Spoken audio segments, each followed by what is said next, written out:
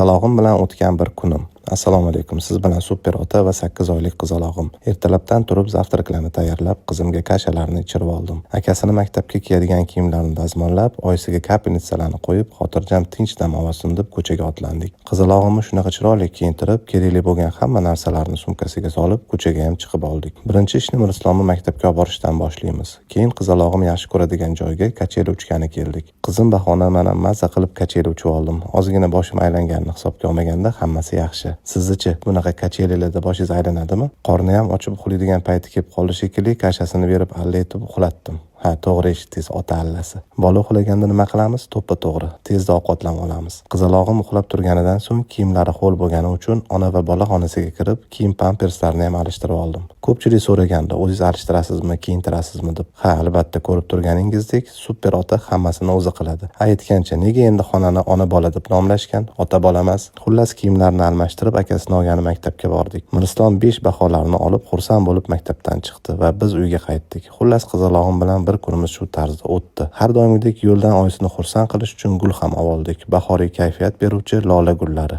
Sizgachi lolalar yoqadimi?